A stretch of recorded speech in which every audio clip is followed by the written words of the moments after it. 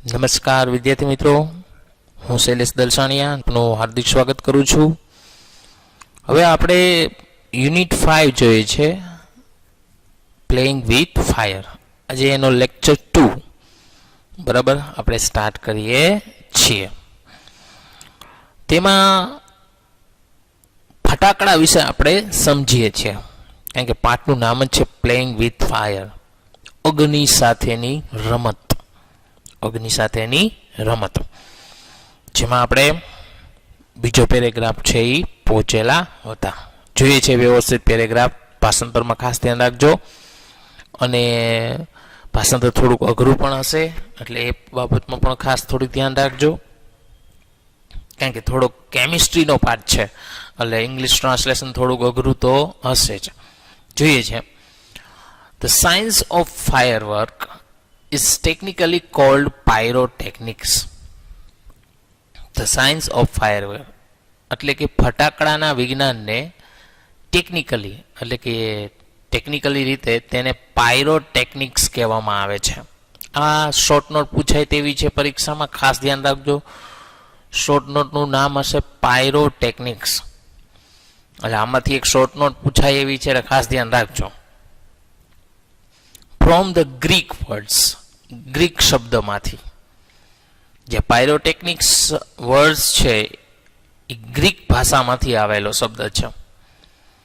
એના બે મિનિંગ જો એ આપણે ગુજરાતી ભાષામાં એમ કે સંધિ છૂટી પાડો તો એમાં બે શબ્દ છૂટા પડે છે. પાયર મિનિંગ ફાયર.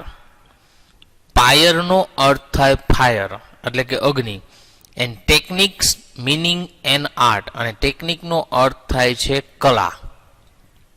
જો પાયરોટેકનિકના બે શબ્દ છૂટા પડ્યા એમાંથી, એક પાયર અને એક ટેકનિક્સ. પાયરનો મિનિંગ શું થાય? ફાયર એટલે કે અગ્નિ, અને ટેકનિક્સનો મિનિંગ શું થાય? આર્ટ એટલે કે કલા. એટલે આમ તો જોઈએ તો એનું આખું નામ શું થશે? અગ્નિની કલા. Pyrotechnics includes not only firework. કે પાયરોટેકનિક્સમાં ઇન્ક્લુડ્સ થવું એટલે સમાવેશ થવો, કે પાયરોટેકનિક્સમાં માત્ર ફટાકડાનો સમાવેશ થતો નથી, but also a whole range of devices. Range એટલે શ્રેણી, ડિવાઇસીસ એટલે સાધનો, પરંતુ બધા શ્રેણીના સાધનોનો સમાવેશ થાય છે. એવું નથી પાયરોટેકનિક્સમાં ફટાકડા જ આવે. આપણે જે ઘરે જે દિવાસળીની પેટી હોય, જેને આપણે માચિસ કહીએ અથવા બાકસ કહીએ, એ પણ પાયરોટેકનિક્સનું જ એક એક્ઝામ્પલ છે. But whole range of devices that use similar materials, કે જેમાં એક જ પ્રકારની સામગ્રી, મટીરિયલ્સનો મિનિંગ શું થાય? સામગ્રી વપરાયેલી છે, અને પ્રિન્સિપલ્સ એટલે કે સિદ્ધાંતો અથવા નિયમો. તો એવું નથી કે ફટાકડા છે એ જ પાયરોટેકનિક્સ છે, બીજા બધા ઘણા બધા સાધનો છે એમાં પણ પાયરોટેકનિક્સનો ઉપયોગ થાય. ફ્રોમ સેફ્ટી મેચિસ એટલે કે દિવાસળીની પેટીથી, that we use every day, કે જે આપણે રોજ ઉપયોગ કરીએ છીએ, to solid fuel rocket booster of the space shuttle, અથવા તો સ્પેસ શટલના રોકેટ બુસ્ટરમાં બળતણ તરીકે. જો સ્પેસ શટલ હોય, ખબર સ્પેસમાં જવા માટેનું રોકેટ હોય, એમાં પણ જે બળતણનો ઉપયોગ થાય છે, એમાં પણ પાયરોટેકનિક્સ જ હોય છે. એટલે આપણે જે ઘરે દિવાસળીની પેટી જે વાપરીએ છીએ, ત્યારથી લઈને સ્પેસ શટલના જે રોકેટમાં જે વપરાતા બળતણ સુધી બધે જ પાયરોટેકનિક્સ હોય છે. ધ હાઉસ હોલ્ડ મેચ એટલે ઘરમાં વપરાતી દિવાસળીની પેટી is consider a special pyrotechnics device. Consider કરવું એટલે માનવું, સ્પેશિયલ પાયરોટેકનિક ડિવાઇસ, કે ઘરમાં વપરાતી દિવાસળીની પેટીને ખાસ પાયરોટેકનિક્સનું સાધન અથવા યંત્ર માનવામાં આવે છે. ડિવાઇસ એટલે આમ તો શું લેવાશે? સાધન. કારણ કે દિવાસળીની પેટીમાં તમે જોજો આગળ છે કાળું ટપકું હોય, એ આપણે દિવાસળી સાથે ઘસીએ, ખોખા સાથે ઘસીએ એટલે એ સળગી જાય છે. તો એમાં પણ છે એ પાયરોટેકનિક્સનો જ ઉપયોગ થયેલો હોય છે. As all the pyrotechnics effects, કે ઇફેક્ટ્સનો મિનિંગ થાય અસરો, કે તેમાં બધી જ પાયરોટેકનિકની અસરો હોય છે. હીટ એટલે ગરમીની, સ્મોક એટલે ધુમાડો, લાઇટ એટલે પ્રકાશ, ગેસ એટલે વાયુ, એન્ડ સાઉન્ડ એટલે અવાજ આર પ્રેઝન્ટ ઇન ઇટ, એટલે કે તેમાં બધી જ પાયરોટેકનિકની અસરોની હાજરી જોવા મળે, જેવી કે ગરમી, ધુમાડો, પ્રકાશ, વાયુ અને અવાજ. આપણે જો દિવાસળી સળગાવીએ તો એમાં જો અવાજ થશે, ધુમાડો થશે, ગરમી પણ થાય અને અવાજ પણ આવે છે, પ્રકાશ પણ થાય. આ બધી અસરો હોય છે. ફટાકડામાં એ જ અસર હોય છે બધી, બરાબર. તેના ઉપરથી પ્રશ્ન છે પેલો, વોટ ઇઝ પાયરોટેકનિક્સ? પાયરોટેકનિક્સ શું છે? તો કે pyrotechnics is the science of firework. Pyrotechnics છે ફટાકડાનું વિજ્ઞાન છે. આ પ્રશ્ન ખાસ યાદ રાખજો, પરીક્ષામાં પૂછાય એવો છે કે વોટ ઇઝ પાયરોટેકનિક્સ, કે પાયરોટેકનિક્સ એટલે શું છે? તો કે ફટાકડાનું વિજ્ઞાન છે. બીજો પ્રશ્ન છે, what does the word fire mean? ફાયરનો અર્થ શું થાય? તો કે ફાયરનો અર્થ ફાયર થાય. તો જવાબ શું આવશે? The word fire means fire. ફાયરનો અર્થ ફાયર થાય. એના પછી ત્રીજો પ્રશ્ન છે, what does the pyrotechnics include? પાયરોટેકનિક્સમાં શું સમાવેશ થાય છે? તો કે pyrotechnics includes not only firework, કે પાયરોટેકનિકમાં માત્ર ફટાકડાનો સમાવેશ નથી થતો, પણ also all range of device that use similar material.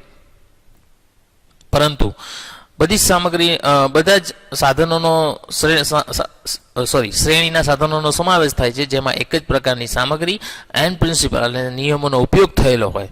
From safety matches એટલે કે દિવાસળીની પેટીથી લઈ to solid fuel rocket booster of the space shuttle, અથવા સ્પેસ શટલ માટેના રોકેટ બુસ્ટરમાં બળતણ તરીકે, આ બધાનો સમાવેશ પાયરોટેકનિક્સમાં થાય છે. ઓકે, ત્યાર પછીનો પ્રશ્ન છે ચોથો, why is the household match a special pyrotechnic device? કે ઘરમાં વપરાતી દિવાસળીની પેટીને ખાસ પ્રકારનું પાયરોટેકનિક ડિવાઇસ એટલે કે સાધન શા માટે છે? તો કે the household match is a special pyrotechnic device, કે ઘરમાં વપરાતી દિવાસળીની પેટી એક ખાસ પાયરોટેકનિક સાધન છે. બીકોઝ, કારણ કે ઓલ ધ પાયરોટેકનિક્સ ઇફેક્ટ્સ, બધી જ પાયરોટેકનિકની અસરો જેવી કે heat, smoke, light, gas, sound are present in it, કે ગરમી, ધુમાડો, પ્રકાશ, વાયુ અને અવાજની એમાં હાજરી હોય છે. ઓકે, એના પછીનો પાંચમો પ્રશ્ન છે, which are the different pyrotechnic effects in household match? કે ઘરમાં વપરાતી દિવાસળીની પેટીમાં કઈ કઈ અસરો, પાયરોટેકનિક અસરો હોય છે?